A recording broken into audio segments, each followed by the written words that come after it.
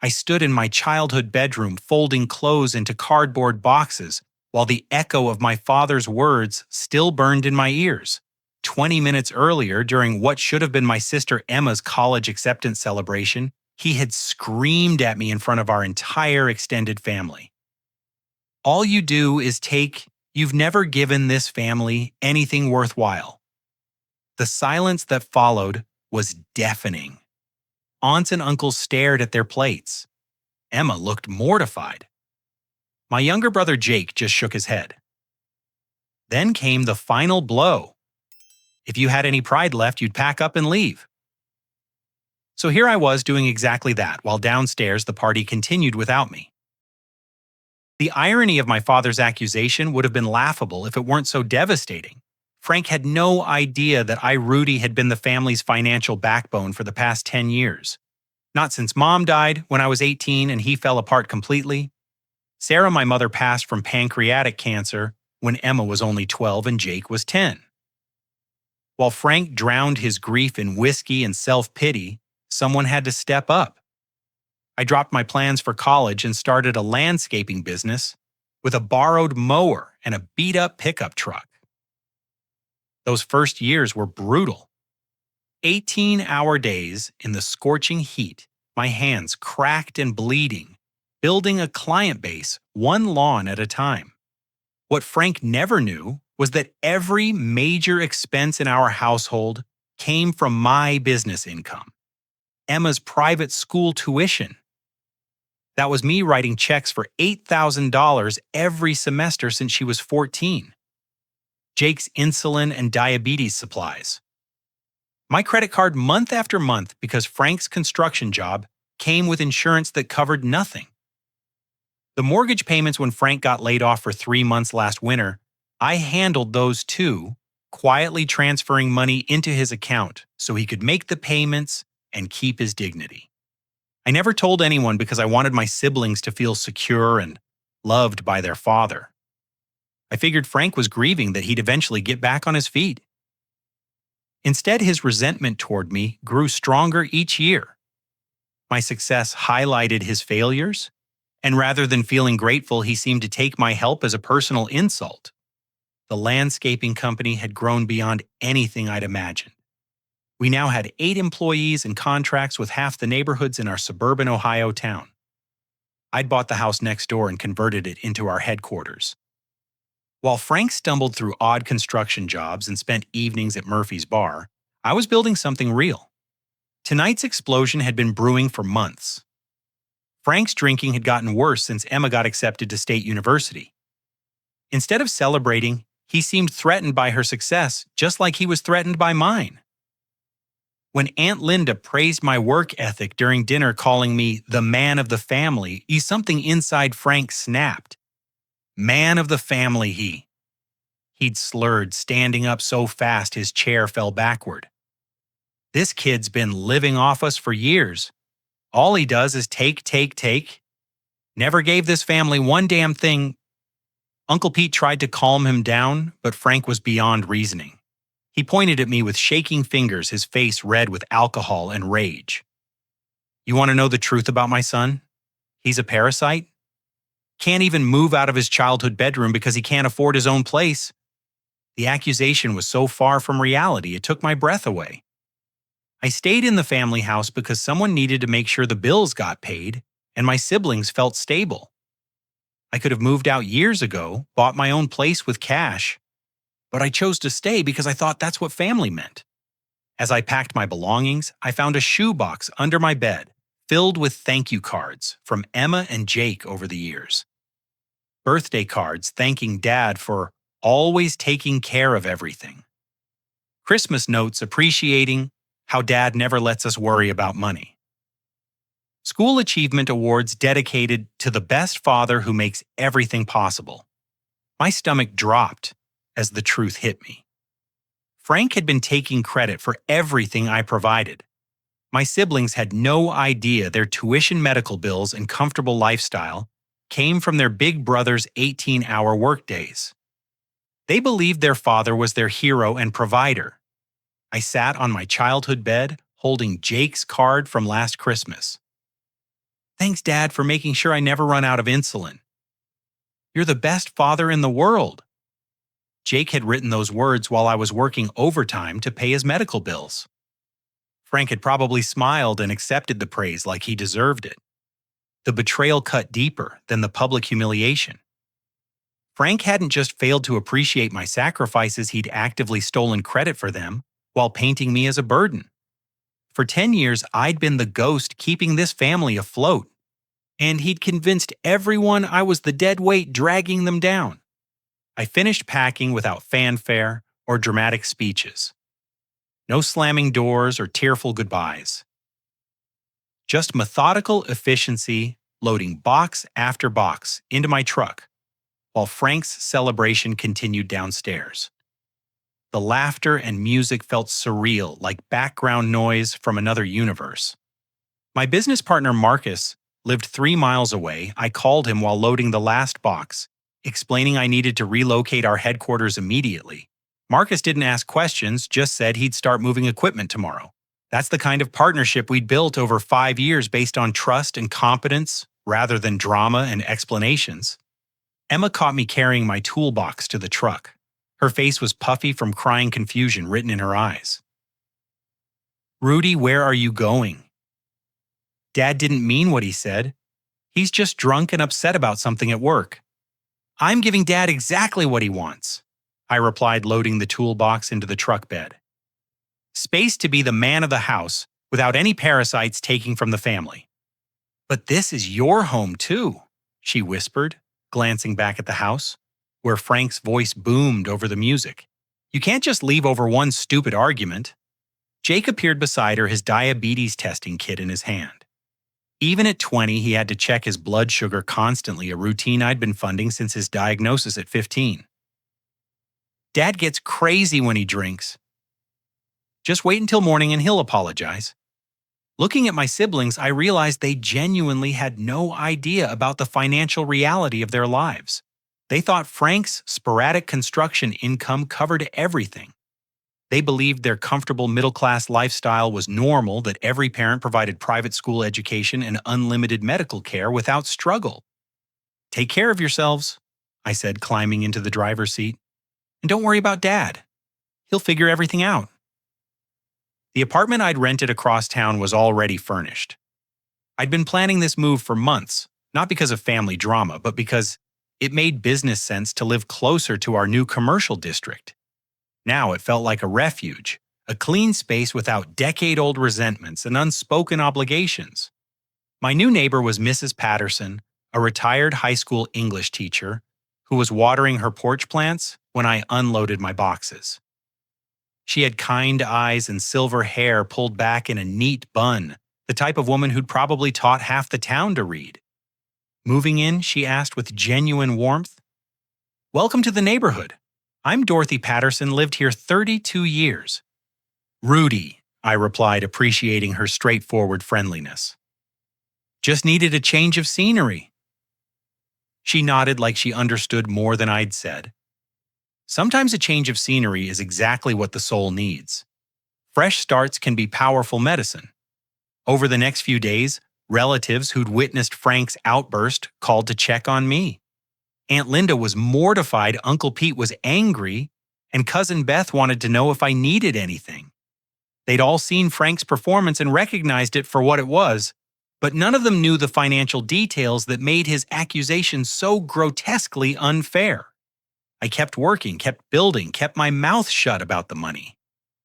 Part of me hoped Frank would realize his mistake and apologize.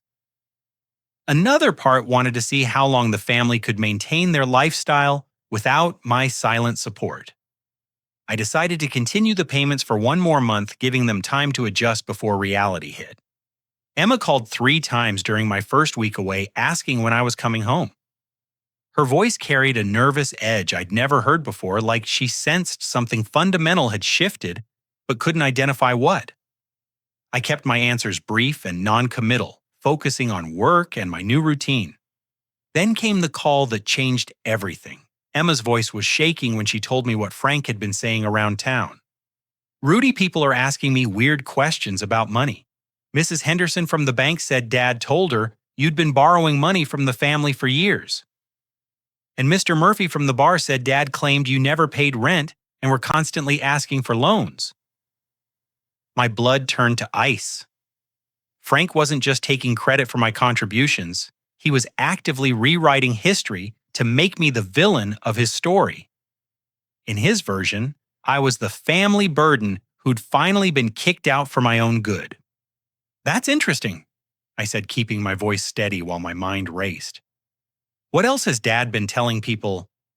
He said you've been living off the family since Mom died, that he's been supporting you out of obligation, but finally had to practice tough love. Rudy, none of that's true, right? I mean, you have your business and everything. Frank's manipulation was even more sophisticated than I'd realized. He'd crafted a narrative that painted him as the long-suffering father who'd finally found the courage to help his deadbeat son by forcing independence. The story probably earned him sympathy at Murphy's bar and made his explosion seem justified to anyone who hadn't witnessed the family's actual financial dynamics.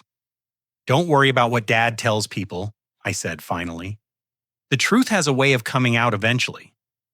But inside, I was furious. Frank hadn't just stolen credit for my sacrifices, he'd turned me into the villain of his victim story. Every person in town now thought I was a 30-year-old loser who'd been mooching off my family for a decade. The betrayal was complete. Frank had managed to be both ungrateful and actively destructive, erasing 10 years of my sacrifice while building his own false reputation as a generous father who'd finally learned to set boundaries. That night, I made a decision that would change everything. The monthly payments stopped immediately. 3 weeks after leaving home, my life had transformed in ways I never expected. The business was thriving in our new location closer to the commercial district, where property managers appreciated our professionalism and reliability. Without the emotional drain of family drama, I found myself energized and focused in ways I hadn't felt since before Mom died. The new routine was liberating. Morning coffee on my own schedule evenings, reading books Mrs. Patterson recommended weekends, exploring parts of town I'd never had time to visit while working 18-hour days to support everyone else. For the first time in a decade, my time belonged to me. That's when I met Amanda at Corner Cup Coffee, a little place 2 blocks from my apartment. She was reading a veterinary journal while eating a blueberry muffin, her dark hair pulled back in a practical ponytail. When she laughed at something in her reading, the sound was so genuine and unguarded that I found myself smiling too. "Good article," I asked, nodding toward her journal as I waited for my order. "Case study about hip dysplasia in German shepherds," she said with a grin. "Riveting stuff, really. I'm Amanda, by the way. You look like someone who actually enjoys his Monday mornings." "Rudy, and you're right, I do. New routine, new perspective on things." We ended up talking for an hour about her work at the animal clinic and my landscaping business. Amanda had grown up on a farm outside Columbus, so she understood the satisfaction of physical work and building something with your hands. She was funny and direct with none of the neediness or manipulation I'd grown accustomed to in family relationships. Meanwhile, 23 miles away, cracks were beginning to show in Frank's version of reality. Jake called me on a Tuesday evening, his voice tight with worry. "Rudy, something's wrong with Dad's insurance. My prescription got denied, and when I called the company, they said our coverage lapsed last month. Dad keeps saying it's a paperwork error, but the pharmacy wants $340 for my insulin." My heart clenched. Jake's insulin wasn't optional. It was life-sustaining medication he needed every day. Frank's construction company insurance was notorious for coverage gaps and bureaucratic delays, which was why I'd been supplementing Jake's medical expenses through my own accounts for years. "Did you talk to Dad about it?" I asked, already knowing the answer would be frustrating. "He just gets angry and says he's handling it. But Rudy, I can feel when my blood sugar gets unstable. I've been rationing what I have left, checking levels constantly. This isn't sustainable." Emma's situation was equally concerning. She called the next day with news that State University had sent a notice about her upcoming tuition payment. The fall semester was starting in 6 weeks and they needed the first installment by July 15th. Dad keeps saying it's taken care of, but he won't show me any paperwork. She explained, her voice carrying a new note of anxiety. And when I asked to see the college fund statements, he said they were at the bank in a special account. It just seems weird that he won't give me details about my own education fund. The college fund was another fiction Frank had created.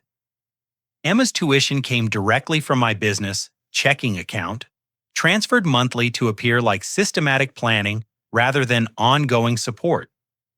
I'd been managing her educational expenses since sophomore year of high school when Frank's work became sporadic. Frank's own financial reality was becoming impossible to ignore. Uncle Pete mentioned during a casual phone call that Frank had borrowed $200 the previous week, claiming his construction company was slow to pay invoices. Frank had also started drinking at Murphy's bar every night, instead of just weekends behavior that Uncle Pete recognized as a sign of serious stress. "Your dad seems overwhelmed lately," Pete said carefully. "I've offered to help with anything he needs, but he just insists everything's under control. You know how proud he gets." Pride. That was Frank's defining characteristic and his greatest weakness. Too proud to admit he'd been dependent on my income. Too proud to acknowledge his son's success. Too proud to ask for help when his lies started unraveling. The first real crisis hit on a Saturday morning. Jake ended up in the emergency room after his blood sugar spiked dangerously high. He'd been trying to stretch his insulin supply, miscalculating his dosages to make the medication last longer. Amanda was with me when Emma called sobbing into the phone about ambulances and hospital bills, and Frank screaming at the insurance company. "They want a $1,500 deposit before they'll admit him," Emma cried. "Dad's at the bank trying to get a loan, but his credit's terrible because of some old debts. Rudy, I don't know what to do. Jake's really sick." I started toward my truck before catching myself. This was exactly the crisis Frank's pride and lies had created, and running to fix it would only enable more of the same behavior. But Jake's life was at stake. Take him to County General instead of Memorial. I said, remembering that the county hospital couldn't refuse emergency treatment. They have to stabilize him regardless of insurance. And Emma started asking Dad some direct questions about the family finances. "It's time you understood what's really been going on." Amanda squeezed my hand as I hung up her brown eyes full of understanding. "Family emergency. My little brother's a diabetic, and my father's been playing games with his medical coverage." I explained, surprised by how easily the truth came out. "I've been covering his expenses for years, but Dad's been taking credit, and now that I've stopped, reality's hitting hard." "That's a terrible position to put you in," Amanda said quietly. "Your brother's health shouldn't be a weapon in family drama." Her insight was exactly what I needed to hear. Frank had weaponized both of my siblings' needs, using Jake's medical requirements and Emma's education as invisible chains keeping me bound to his dysfunction. By taking credit for my support while publicly calling me a burden, he'd created a perfect trap. But the trap was breaking down. Frank's house of cards was starting to collapse, and this time, I wasn't going to be the one frantically trying to hold it together. Late that evening, as I sat in my quiet apartment reading one of Mrs. Patterson's book recommendations, my phone buzzed with a text from Emma. "Jake's stable. Dad finally found some old bank statements in the basement. He's been acting really weird since then, just staring at papers and not talking to anyone." Frank had found evidence of my financial support. The secret was starting to come out, and judging by Emma's description of his behavior, the scope of his dependence was finally becoming clear to him. The foundation was cracking, and soon, the whole structure would come tumbling down. Frank's discovery of the bank statements triggered a cascade of realizations that shattered his carefully constructed reality. According to Emma, he spent the entire weekend locked in his bedroom, spreading financial documents across the floor, like pieces of a puzzle he was desperate to solve. The math was devastating. Every major expense for the past decade traced back to mysterious deposits that appeared just before payments were due. The mortgage had been current because of monthly transfers from an unknown account. Emma's private school tuition had been paid by electronic checks from Rudy's landscaping services. Jake's medical bills showed a pattern of payments from the same business account.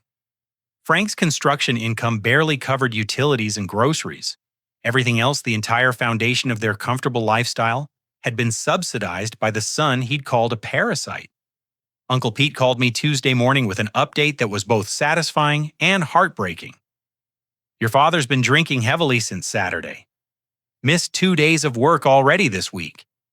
The construction company supervisor called me looking for emergency contacts because Frank's not answering his phone." The pattern was predictable. When Frank couldn't handle reality, he medicated with alcohol until the problems felt manageable again. Except this time, drinking was creating new problems faster than it solved old ones. Emma's tuition crisis reached a breaking point Wednesday afternoon. State University's financial aid office called to inform her that her payment was now 3 weeks overdue, and they were placing a hold on her enrollment until the balance was resolved. "Dad keeps promising he'll handle it, but I can't get a straight answer about where the money's supposed to come from," she told me during a tearful phone call. "He just says the bank is being difficult and everything will work out. But Rudy classes start in 2 weeks. If I can't register, I'll lose my spot and have to reapply for next year." Jake's situation was equally desperate. His insulin supply was running dangerously low again, and Frank's insurance company had confirmed that their coverage had indeed lapsed due to non-payment of premiums. Frank owed them $637 in back payments before coverage could be reinstated. "Dad's been avoiding my questions about the insurance," Jake said when he called Thursday evening. "Every time I bring it up, he starts yelling about how I'm ungrateful and don't understand how hard he works to provide for us. But I need my medication, and I can't keep ending up in the emergency room." While my siblings struggled with their father's denial, I was building something beautiful with Amanda. She'd started joining me for lunch between her veterinary appointments, and our conversations revealed depths of compatibility I'd never experienced before. Amanda was independent, ambitious, and refreshingly honest about her feelings and expectations. "You're different from most guys I've dated," she said over sandwiches at the park near her clinic. "You listen when I talk, and you actually seem interested in building something real rather than just having fun until something better comes along. I've spent the last 10 years learning what real responsibility looks like," I replied, watching her feed crumbs to a family of ducks. "I'm not interested in games or drama. I want something honest and sustainable." Amanda's stability was therapeutic after a lifetime of Frank's emotional chaos. She dealt with problems directly, communicated clearly, and expected the same from others. Being around her reminded me what healthy relationships could look like. Mrs. Patterson had become an unexpected mentor during evening conversations on our shared front porch. Her decades of teaching high school had given her profound insights into family dysfunction and personal growth. "Some people will try to keep you trapped in their version of reality because your growth threatens their excuses," she said one evening as we watched the sunset. "Your father spent years building a story where he's the hero and you're the burden. Your success and independence destroy that narrative, which is why he fought so hard to keep you down." Her perspective helped me understand Frank's behavior in psychological terms rather than just emotional ones. His attacks weren't really about me. They were about protecting his self-image from truths he couldn't handle. The collapse accelerated Friday morning when Emma made a discovery that changed everything. While searching the basement for more financial documents, she found my old laptop in a storage box. I'd left it behind during my quick departure, figuring I'd get it later when emotions cooled down. Emma called me Saturday morning, her voice shaking with shock and disbelief. "Rudy, I need to ask you something, and I need you to tell me the truth. This laptop has spreadsheets going back 8 years. Every major expense our family has had with dates and amounts. Your business account paying for everything. The house, the cars, my school Jake's medicine, even groceries during Dad's slow periods. She was crying now, the weight of understanding crushing her assumptions about their family's financial reality. The total is over $200,000, Rudy. $200,000 you've spent keeping this family afloat while Dad called you a parasite and took credit for everything. How could I have been so blind? How could I have believed his lies about you? The scope of my financial support laid out in spreadsheet format was staggering even to me. I'd been covering expenses gradually, month by month, year by year, without calculating the cumulative impact. Seeing it totaled made the sacrifice feel more real and significant. You weren't supposed to know, I said quietly.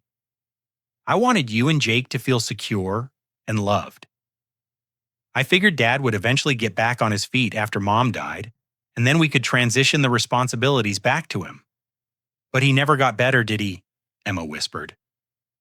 He just got comfortable letting you carry everything while he took the credit and called you worthless. God, Rudy, how did you stand it for so long? Because you're my family and I love you both. I just hoped that love would be enough to motivate some gratitude and honesty. Emma was quiet for a long time, processing the enormous betrayal Frank had perpetrated against all of us. I'm going to show this to Jake, she finally said. And then we're going to have a conversation with Dad that's 10 years overdue. That conversation happened Sunday evening, and according to Jake's account, it was devastating. When confronted with the laptop evidence, Frank initially tried to maintain his victim narrative, claiming I had been paying expenses to manipulate the family and make him look bad. But the dates don't lie, Jake told me afterward. The payments started right after Mom died, when you were just 18 years old. You've been carrying this family since you were barely an adult, and Dad's been letting everyone believe he was the provider. Frank's final defense was to claim that losing his wife justified accepting his son's support without acknowledgement. Jake and Emma saw through this, immediately recognizing it as the selfish justification it was. We told him that grief doesn't excuse 10 years of lies and manipulation, Emma said during her follow-up call. And that calling you a parasite while living off your sacrifice was the most disgusting thing we'd ever heard. Frank's response was predictable. Instead of apologizing or taking responsibility, he retreated further into alcohol and self-pity. By Monday morning, he'd missed another day of work and was threatening to disappear entirely rather than face the consequences of his deception. The house of cards had completely collapsed. Frank's lies were exposed. My siblings finally understood the truth, and the family structure built on manipulation and false narratives was crumbling. But for the first time in years, I felt genuinely hopeful about the future. Truth was powerful medicine, and the healing could finally begin. Emma's call came on a Tuesday afternoon, exactly 1 month after I'd left home. Her voice was thick with tears and desperation, the kind of raw emotion that cuts straight through phone lines and grabs your heart. Rudy, why did the tuition payment stop? The question hung in the air between us, loaded with 10 years of hidden truth and fresh understanding. She already knew the answer, but hearing her say it out loud was different. This was the moment when all my silent sacrifices became visible, when Frank's lies finally crumbled completely. Thought I never gave this family anything, I replied, keeping my voice calm and steady. The words felt strange coming out of my mouth, echoing Frank's cruel accusation back at the person who now understood how false they'd been. Emma's sob was audible through the phone. Oh God, Rudy, I'm so sorry. We're so sorry. Jake and I had no idea what you've been doing for us all these years. Dad made us believe he was handling everything, that you were just living here without contributing. We actually thought he was being generous by not charging you rent. The irony was devastating. While I'd been working 18-hour days to keep them comfortable and secure, they'd been feeling sorry for Frank's supposed burden of supporting his lazy adult son. The manipulation had been so complete that my siblings had been grateful to their father for tolerating my presence in what they thought was his house. "Where's Dad now?" I asked, genuinely curious about how Frank was handling the complete destruction of his false narrative. "He's been locked in his bedroom since Sunday, coming out only to get more beer. He lost his job yesterday for missing too many days without calling. The supervisor said this was the final warning situation, and Dad just never showed up again." Frank's predictable spiral was accelerating. Rather than face the consequences of his decade-long deception, he was retreating into the same alcohol-soaked denial that had started this whole mess after Mom's death. "Jake tried to talk to him yesterday," Emma continued. "Dad just started screaming about ungrateful children and how he deserves respect after everything he sacrificed for us. Jake showed him the laptop spreadsheets, and Dad threw a beer bottle at the wall." The violence didn't surprise me. Frank had always been an angry drunk, and discovering that his victim narrative was completely false must have triggered enormous rage. He'd built his entire identity around being the long-suffering provider, and learning that he'd actually been the dependent must have shattered his self-concept. Jake's voice replaced Emma's on the phone. "Rudy, I need to tell you something. I've been keeping a secret for 3 years, and after everything that's happened, you deserve to know." My stomach tightened. Another secret in a family that had been built on lies and hidden truths. "I've known about the money," Jake said quietly. "Not all of it, but enough to understand that you were covering my medical expenses. I found some of your insurance correspondence in the mail by accident when I was 17. I've been keeping a journal documenting everything you've done for our family." The revelation stunned me. "You knew—" "I knew you were paying for my insulin and doctor visits. I suspected you were helping with other things too, but I didn't realize the full scope until Emma found that laptop. Rudy, I've been planning to pay you back after college. I've got a part-time job now, and I'm applying for scholarships to reduce the burden." Jake's awareness changed everything I thought I understood about my family dynamics.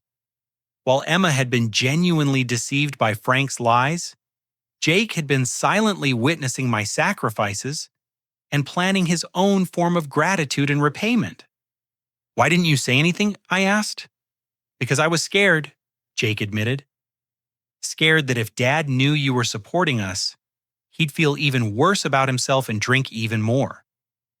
And scared that if you knew, I knew you might stop helping because the secret was out.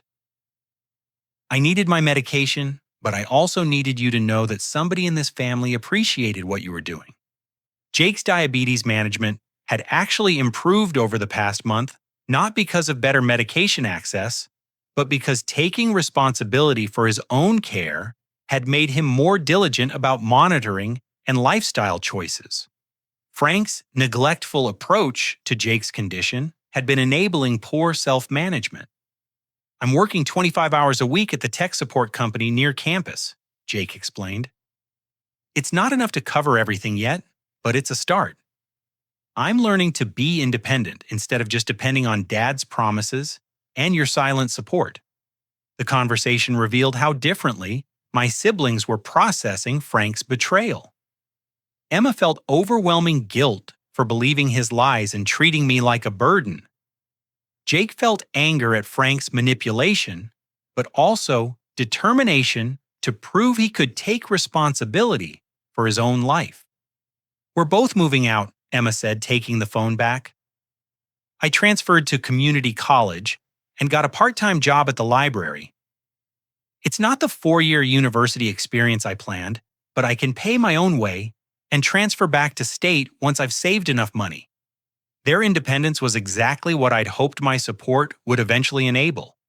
Instead of creating permanent dependence, the financial stability I'd provided had given them time to develop skills and confidence. Now they were ready to build their own lives. "What about the house?" I asked, knowing Frank couldn't maintain the mortgage payments without my contributions. "Foreclosure notice came yesterday," Emma said sadly.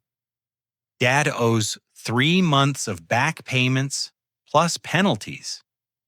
Uncle Pete tried to offer help, but Dad's too proud to accept it. He'd rather lose the house than admit he needs assistance. Frank's pride was destroying the last remnants of our family's stability.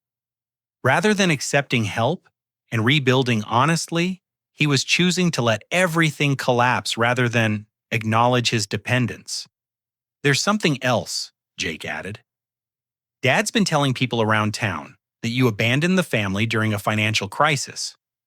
He's made himself the victim again, saying you left when things got tough instead of helping your family through difficult times. Frank's final manipulation was rewriting recent history to make my departure look selfish rather than justified. In his version, I was the ungrateful son who ran away when my family needed support rather than the provider who'd finally set boundaries after years of abuse and exploitation.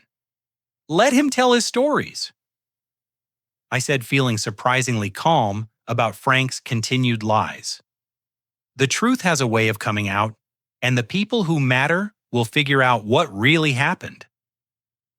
Amanda had helped me understand that Frank's need to maintain his victim narrative said nothing about my character and everything about his inability to face reality. People who knew me would recognize his stories as desperate deflection, and people who believed him without investigation weren't worth my concern. "We love you, Rudy," Emma said, through fresh tears. "And we're going to make this right somehow. We don't know how yet, but we're going to find ways to pay you back and prove that we appreciate everything you sacrificed for us." "You don't need to pay me back," I replied, meaning it completely. "You just need to build good lives and break the cycle of dysfunction. That's payment enough." But I knew they needed to contribute, somehow needed to transform their guilt into action.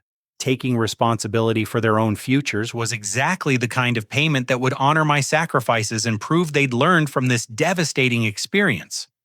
The breaking point was complete. Frank's lies were exposed. My siblings understood the truth, and everyone was finally free to build honest relationships based on reality rather than manipulation. For the first time in a month, I felt genuine hope for my family's future. Frank's complete social isolation happened faster than anyone expected. Word of the family's financial truth spread through our small Ohio town with the efficiency of a social media algorithm. Uncle Pete, who'd witnessed Frank's initial explosion and suspected the real story, became the unofficial source of accurate information when people asked questions. "Your father's pride has finally backed him into a corner he can't lie his way out of," Uncle Pete told me during a coffee meeting 2 weeks later. "People aren't stupid, Rudy. They're putting together 10 years of observations and realizing that your business success and his family's comfortable lifestyle weren't coincidental. Frank's construction company fired him permanently after he missed 8 consecutive days without explanation. His supervisor, Danny Martinez, had known our family since high school and reached out to Uncle Pete for context. When Danny learned about Frank's decade-long dependence on my income while publicly calling me worthless, his response was swift and decisive. "I can't have someone on my crew who lies that easily about people who've helped him," Danny explained to Uncle Pete. "If Frank can manipulate his own family that completely, how can I trust him with clients or coworkers?" Meanwhile, Emma was thriving in ways I'd never seen before. Community college suited her perfectly, and her part-time library job was teaching her valuable research and organizational skills. She'd moved into a small apartment with 2 roommates, splitting expenses 3 ways and learning to budget with precision. "I actually love having control over my own life," she told me during one of our weekly lunch meetings. "For years, I just assumed everything would be handled for me, that I could focus on school while someone else worried about practical things. Now I'm learning that taking care of yourself is actually empowering, not burdensome." Emma's transformation from entitled teenager to responsible young adult was remarkable. She'd enrolled in personal finance classes and started a savings account with a goal of transferring back to State University in 2 years. Her grades were excellent, partly because she was paying for her education herself and understood its value. Jake's progress was equally impressive. His part-time tech support job had become a full-time position with health insurance benefits. His supervisor recognized his problem-solving abilities and enrolled him in company-sponsored training programs. Jake was learning network administration and database management while earning enough to cover his medical expenses independently. Having to manage my own diabetes care has actually made me healthier, Jake explained during a phone call. When Dad was supposedly handling everything, I was careless about monitoring and diet because I figured someone else was taking responsibility. Now I understand that my health is my job and I'm better at it than I expected. My relationship with Amanda was deepening into something I'd never experienced before. She'd met Uncle Pete and several cousins, integrating naturally into family gatherings and bringing her own friends into our expanding social circle. Amanda's emotional stability and directness created a foundation for trust I hadn't known was possible. "You're different than you were when we first met," Amanda observed during a weekend camping trip. "More relaxed, more confident. It's like you've finally given yourself permission to focus on your own happiness instead of managing everyone else's problems." She was right. Without the constant stress of covering family expenses and managing Frank's emotional volatility, I had energy for personal growth and relationship building.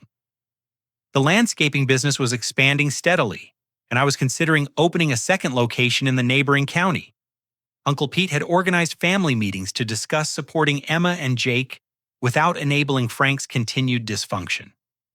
The extended family, including Aunt Linda, Cousin Beth, and several others, had committed to helping my siblings with specific needs like textbooks, winter clothing, and emergency expenses. "We should have been more involved years ago," Aunt Linda said during one of these meetings. "We all knew something wasn't right about Frank's stories, but we didn't want to interfere in your immediate family's business. Now we understand that silence was enabling abuse." The family's collective recognition of Frank's manipulation validated my experience in ways I hadn't expected. For years, I'd wondered if I was being overly sensitive or unreasonable about his behavior. Learning that other adults had also noticed problems but hadn't spoken up helped me understand that my perceptions had been accurate. Frank's response to his social isolation was predictably dramatic. He appeared at my worksite one Thursday morning, drunk and desperate, creating a scene that forced me to call security. His public breakdown in front of my employees and clients was painful to witness, but it also revealed the full extent of his psychological deterioration. "You destroyed this family," he screamed as security escorted him away from the property. "Everything was fine until you started poisoning everyone against me. I gave you everything, and this is how you repay me." His complete reversal of reality was stunning. In Frank's mind, he was still the generous provider who'd been betrayed by an ungrateful son. The idea that he'd been dependent on my support for a decade was too threatening to his self-image to be accepted, so he'd constructed an alternative version where my help had been manipulation designed to make him look bad. Several clients and employees witnessed Frank's meltdown, and their reactions were uniformly supportive of me. Danny Martinez had warned people about Frank's tendency toward false narratives, so most observers recognized the behavior as confirmation of his unreliability rather than evidence of my wrongdoing. "Your father's got serious psychological problems," my longest-term client, Mrs. Robertson, said after the incident.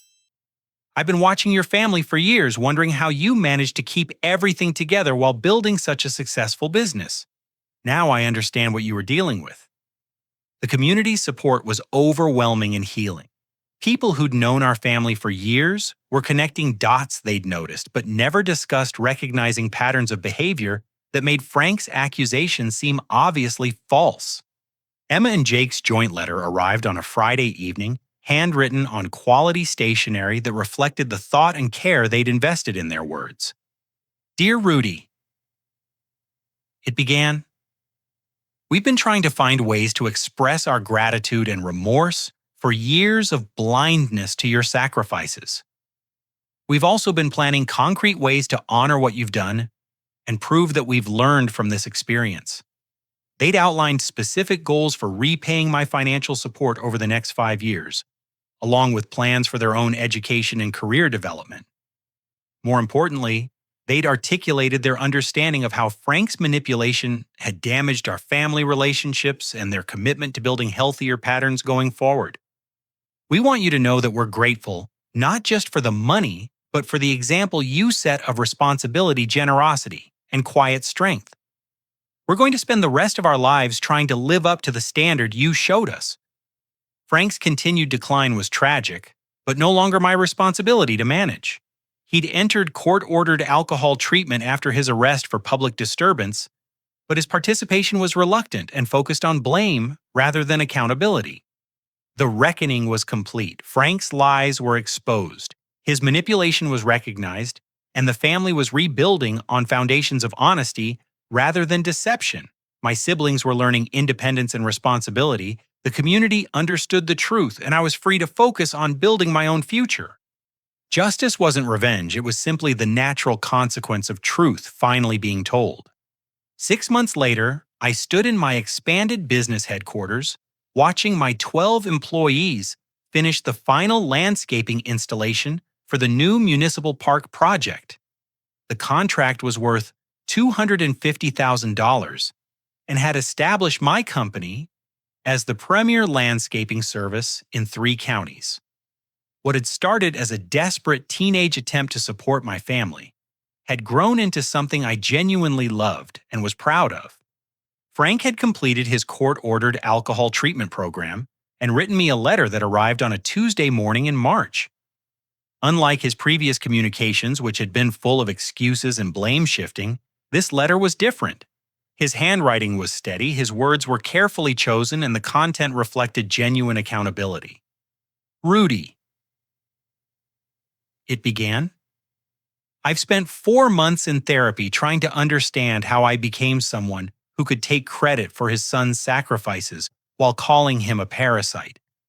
The process has been humbling and painful but necessary. I want you to know that I finally understand the full scope of what you did for our family and how completely I betrayed your trust and love. Frank's letter continued for 3 pages, detailing his awareness of specific financial contributions I'd made and acknowledging the psychological damage his manipulation had caused. He didn't ask for forgiveness or expect reconciliation, but simply wanted me to know that his perception of reality had finally aligned with the truth. I understand that my pride and fear of inadequacy led me to create false narratives that hurt the people I should have been protecting. I also understand that changing my behavior will take years of consistent action, not just words of apology. I'm committed to that process, whether or not our relationship can ever be repaired. The letter's tone was so different from Frank's usual defensive victimhood that I wondered if professional therapy had genuinely helped him develop insight into his destructive patterns. Mrs. Patterson, who'd become my unofficial counselor and surrogate mother figure, encouraged me to remain cautiously optimistic while maintaining firm boundaries. People can change, but only when they take full responsibility for their actions and commit to sustained effort, she said during one of our evening porch conversations. Your father's letter sounds promising, but real change will be demonstrated through behavior over time, not just written apologies. Emma had graduated from community college with honors and earned a full academic scholarship to complete her bachelor's degree at State University. Her 2 years of working while attending school had taught her financial literacy and time management skills that made her a more focused and successful student than she'd been in high school. I'm studying business administration with a focus on nonprofit management, she told me during our monthly lunch meeting. I want to work with organizations that help families in crisis, partly because our experience taught me how complicated family dysfunction can be and how much people need skilled support to break destructive cycles. Emma's career choice reflected her transformation from someone who'd been protected from financial reality to someone who wanted to help others navigate similar challenges. She'd also started a small savings account dedicated to paying me back, contributing $50 per month despite my insistence that repayment wasn't necessary. I need to contribute something, she explained. Not because I feel obligated, but because taking responsibility for the support I received helps me value what you sacrificed and prove to myself that I've learned from this experience. Jake's career development was equally impressive. His full-time position at the tech company had led to promotions and specialized training opportunities. He was now a network administrator, earning enough to cover his medical expenses comfortably while building savings for future goals. Having control over my own health care has actually improved my diabetes management, Jake said during a weekend visit to my apartment. When I was dependent on Dad's insurance and your financial support, I was careless about prevention because I figured someone else would handle problems when they arose. Now I understand that my health is my responsibility, and I'm better at maintaining it.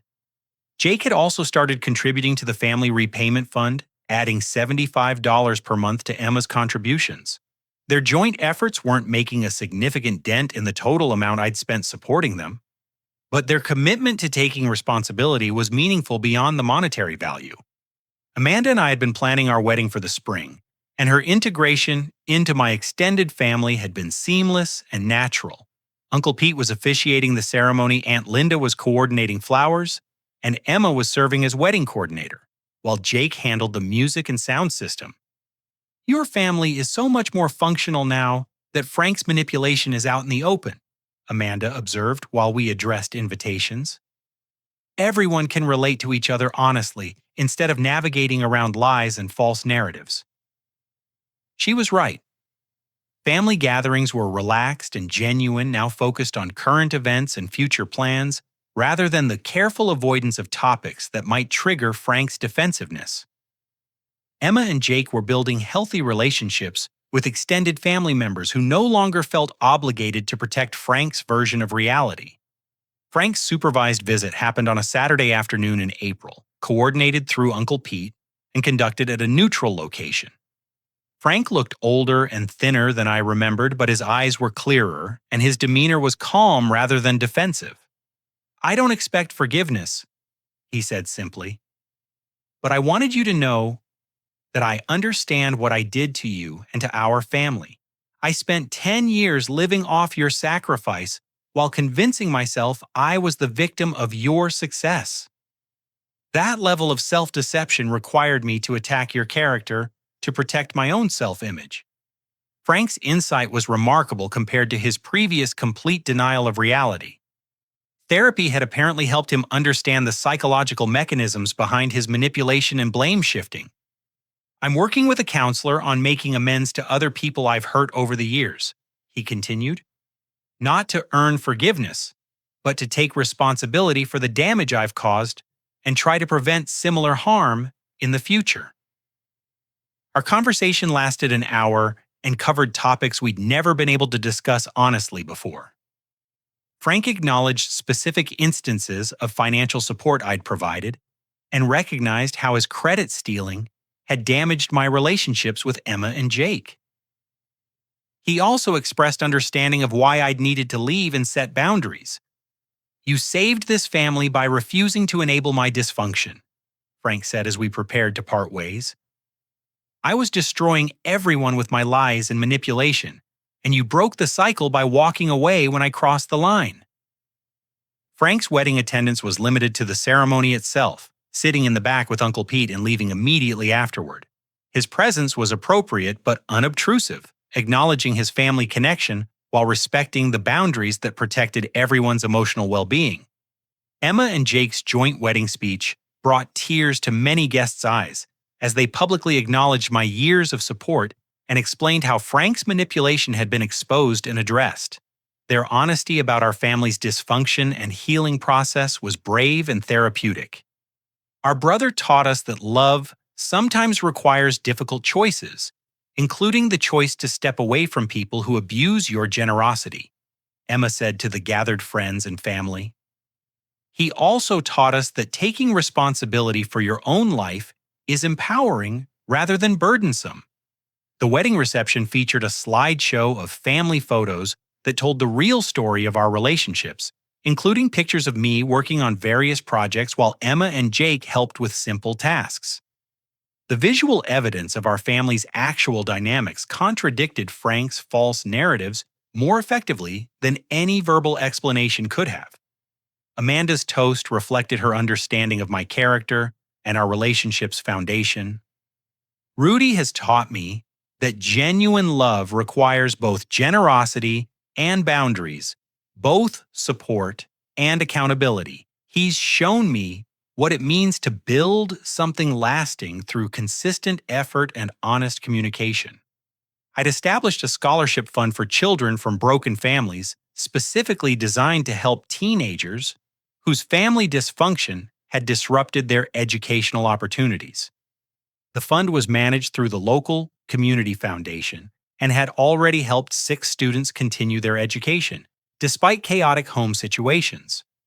I want other kids in situations like Emma and Jake's to understand that their family's problems don't define their potential, I explained to the scholarship committee. Sometimes the most loving thing family members can do is provide stability that enables growth rather than enabling dysfunction that prevents it. The scholarship recipients were selected based on academic potential and family circumstances rather than financial need alone. Several were dealing with addicted parents, abusive households, or other forms of family trauma that threatened their ability to focus on education and future planning. Mrs. Patterson had become the scholarship program's volunteer coordinator, using her decades of teaching experience to identify students who would benefit most from support and mentorship. Her involvement ensured that recipients received not just financial assistance, but also guidance and emotional support. You've transformed your painful experience into something that helps other families, she said during the scholarship program's first annual dinner. That kind of alchemy turning trauma into service is how individuals heal while making the world better. Uncle Pete's role as family coordinator had evolved into something more formal and structured. He'd organized regular family meetings focused on supporting healthy relationships and preventing future manipulation or abuse. His leadership helped everyone understand their roles in maintaining family connections based on honesty rather than obligation. Families can be repaired, but only when everyone commits to truth-telling and mutual respect, Pete said during a family gathering. Frank's manipulation worked for so long because we all enabled it by avoiding conflict and hoping problems would resolve themselves. The extended family's recognition of their past enabling behaviors was part of the healing process. Instead of feeling guilty about their previous inaction, they'd committed to being more attentive and supportive going forward.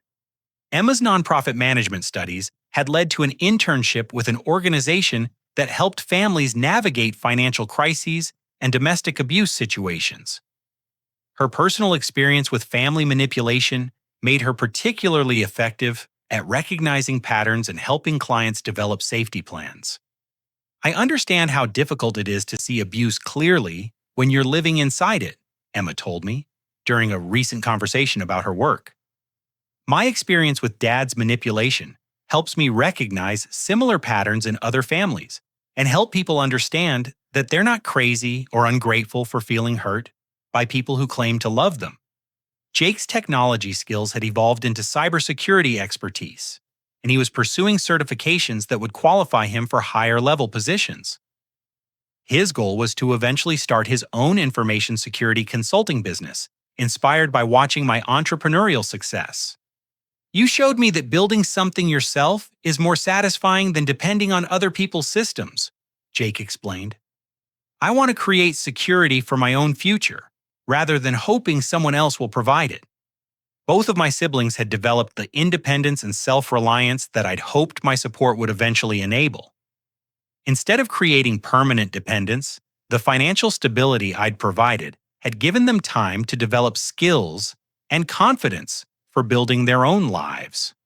Frank's continued therapy and sobriety were encouraging signs, but I maintained realistic expectations about the pace and extent of his potential change.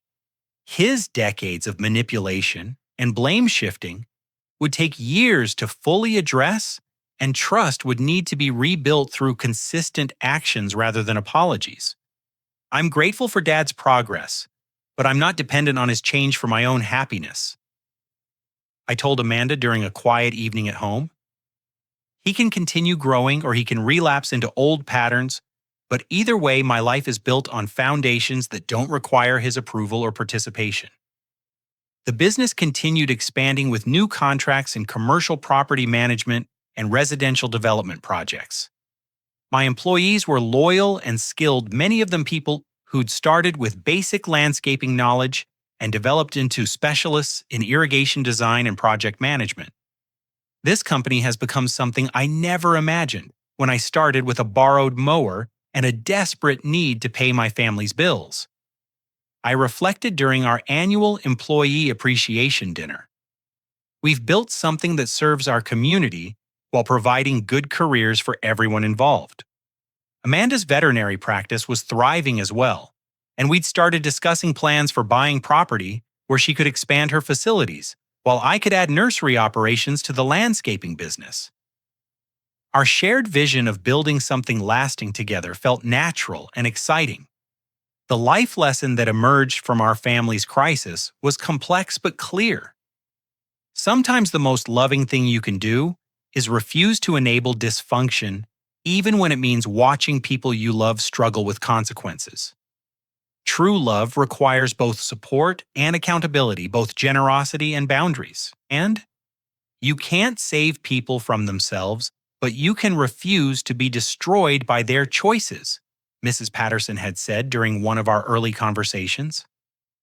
The strongest thing you can do is build your own life on solid foundations while remaining open to healthy relationships with people who choose growth over dysfunction. My story wasn't about revenge or punishment, but about justice in its truest form, natural consequences for destructive behavior, and natural rewards for constructive choices. Frank's lies had been exposed, not through my efforts to destroy him, but through his own inability to maintain false narratives when confronted with evidence. Emma and Jake's growth wasn't forced or manipulated, but was the natural result of taking responsibility for their own lives when external support was withdrawn.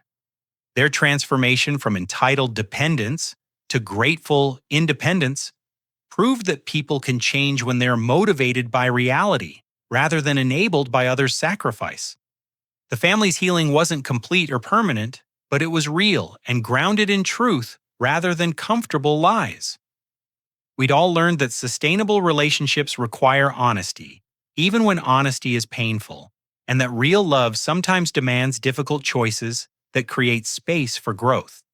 Standing in my office looking at photos of my wedding, my thriving business, and my healthy relationships, I understood that justice doesn't always look like punishment.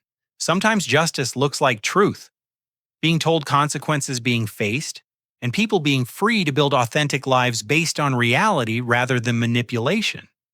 The young man who'd started working 18-hour days to support his family after his mother's death had become someone who could provide stability and opportunity, not just for his siblings, but for his employees, his community, and his future family with Amanda.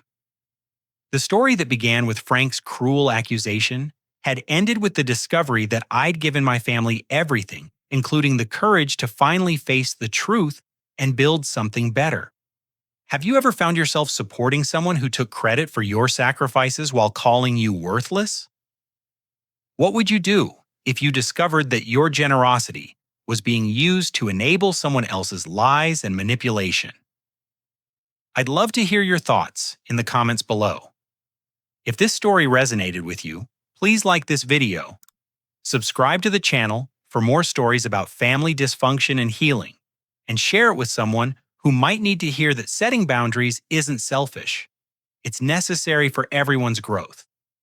Thank you for listening to my story, and I hope it helps you understand that sometimes the most loving thing you can do is refuse to enable behavior that hurts everyone involved. Remember that your worth isn't determined by ungrateful people's opinions, and that building healthy boundaries creates space for authentic relationships to flourish.